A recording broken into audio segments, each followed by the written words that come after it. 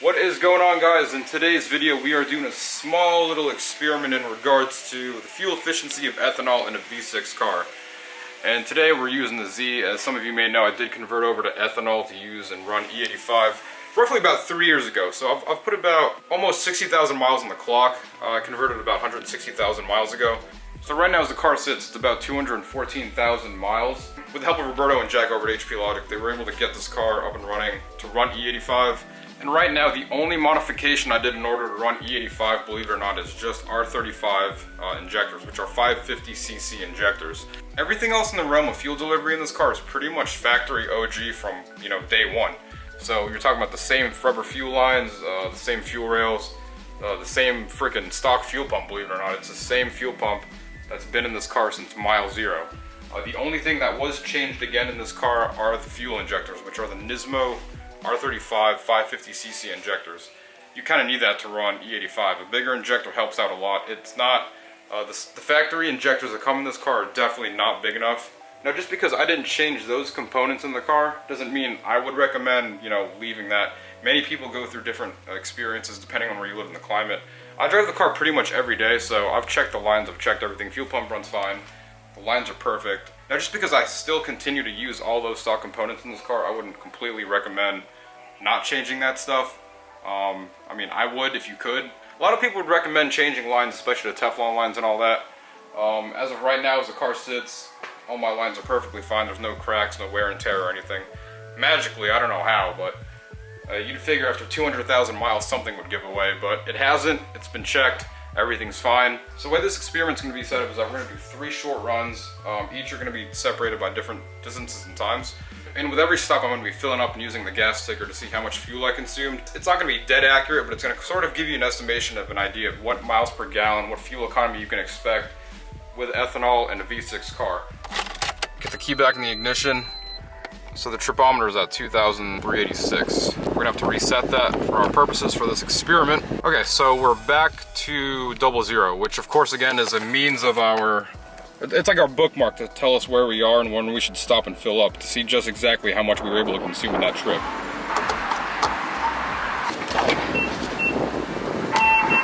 The E85 looks like it's about $2.55 right now. If E85 ever reaches $3, that's gonna be a bad time.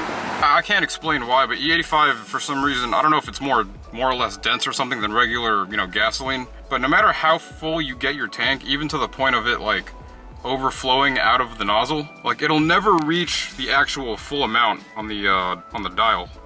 Probably carries more weight than regular gas. If anyone wants to chime in and let me know what that is, help inform everyone, I'll go ahead and pin it.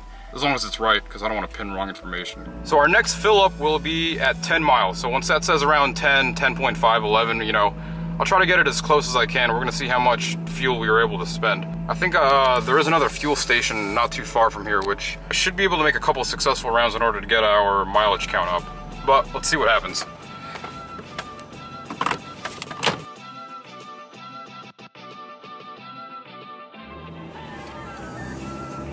Alright guys, so this actually works out perfectly. So we probably weren't able to get the first readout as a 10-mile marker for the odometer, but now I know the first target that we had was intentionally supposed to be a 10, like a 10-mile marker, but we got as 21, which is not bad because we round that down to 20. So we'll find out just exactly how much consumption we took to get to 20 miles. There's a pump right there. Alright, so let's go ahead and check out our consumption. Okay, sweet. Looks like E85 is actually way cheaper from the first place we went to, I think. Was it? I don't know, I forgot.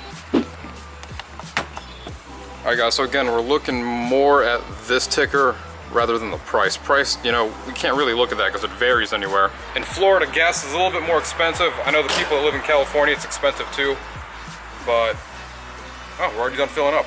If you're driving 20 miles, you're gonna spend about $4. Well, at least where I am from, because, gas is about $3 a gallon. But it looks like we were able to spend a little under a gallon and a half, so 1.3 gallons.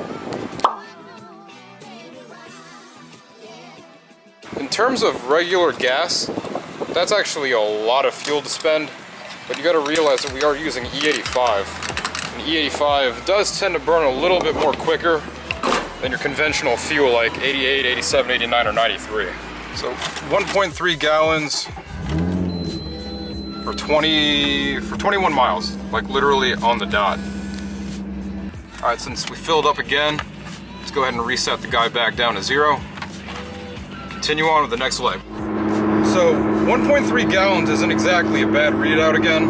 I'm not using any personal opinions or claims of telling you why you should do this, why you should do that. I'm literally just laying down the empirical data of the consumption of what I'm getting with my V6 car with the use of E85. So I'm giving you guys the numbers. It's up to you guys to go ahead and do whatever the hell you want with them. If you guys are doing them for a project, research, you know, if you guys want to get more insight and just to see how much E85 really does consume in a regular V6 sports car, or even if you're a Z enthusiast, you know, and you aren't trying to like plan on making the switch, hopefully this video, you know, can help you out with, you know, furthering your pursuit into the fun corn fuel.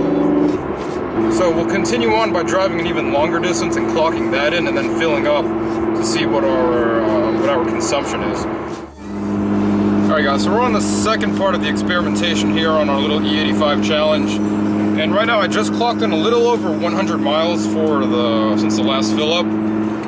So the first one we did, what was it, like 20, a little over 20 some odd miles. Now we're doing 100. And it looks like my gauge is a little under half.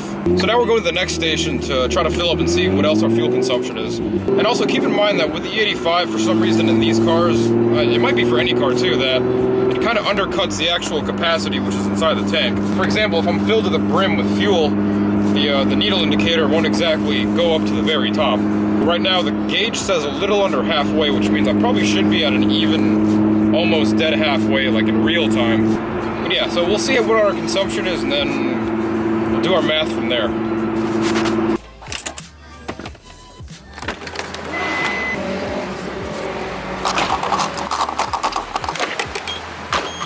Alright, do keep in mind that we are paying attention more on the gallon count rather than the sales count, because sales count just varies from wherever the hell you are, and I'm pretty sure that E85 doesn't cost $2.50 from wherever you are at this point in time.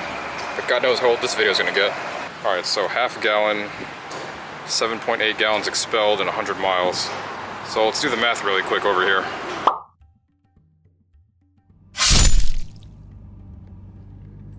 Alright guys, really quick before I begin this video, I just wanted to apologize for the change in audio for the video. Unfortunately, I did accidentally leave my camera back at home, so I am recording with my iPhone 8 Plus. Hopefully the quality isn't too bad and you're able to understand me. I'm sure you can. But I did want to show you guys that I did make it all the way to E. Right there, as you guys can take a look at the far left pod. I'm officially on E. I got the notification little light thing too. Plus, my left gauge pod is blinking the ... meaning it has no idea. The reading is too low to tell me an accurate reading of how much gas I may or may not have left. We call that the anxiety dots right there, because when you pull that up on a 350Z or most likely any car, you're kind of like sweating bullets because you don't know when the car's gonna run out of gas. You don't know if you're gonna be stranded somewhere or what. If we go over to our tripometer, it looks like we were able to place about 180 miles on the clock. So 180 miles for a 20-gallon tank. That's not as much as you'd expect for like a regular tank of gas. But since we are using ethanol, we have to keep in mind that ethanol does burn a little bit quicker, you know, at a faster rate. It's about, you know, burns about 20% faster than regular fuel. So you want to keep that in mind when you do have a V6 or a V8, because those do tend to burn a lot more gas than a regular 4-cylinder. And for shits and giggles, I want to show you guys how much the ticker says to get me back to full. 12.5 gallons from E. Show you that, because my tank is definitely not a capacity of 12.7 gallons. It's actually a lot closer to 20 than it is to 10. So as you guys saw earlier with the pump clearly not being able to fill up because, you know, the little Venturi thing filled up with gas, so pretty much means that the tank was full. You can see that the tank again does not reach full on the gauge. Alright guys, so in summation from the first run, we did about 20 miles and spent about 1.3 gallons of gas, which ended up averaging a total of 15.3 miles to the gallon. For run 2, we drove about 100 miles and spent about 7.8 gallons, which yielded a 12.8 miles per gallon rating. And then lastly, for the third and final run, we went ahead and emptied the tank and drove about 180 miles and spent about 12.7 gallons of gas, which in result yielded in 14.2 miles per gallon.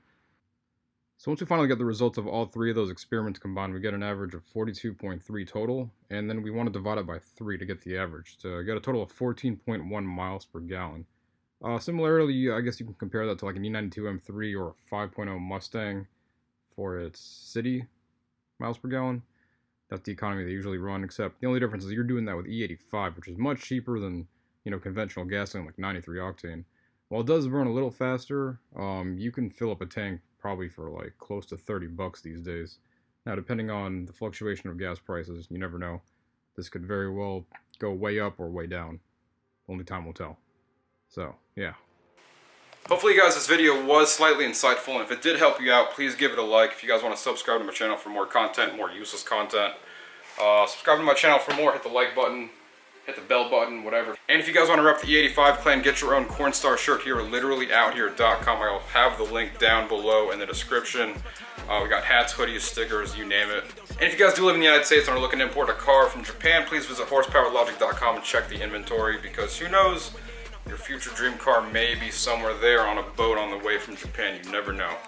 But other than that, guys, this video's over. I'll see you in the next one. Be safe, be good, be saucy, be gravy. Too many things have been built and been hard to deal with. I just been drinking.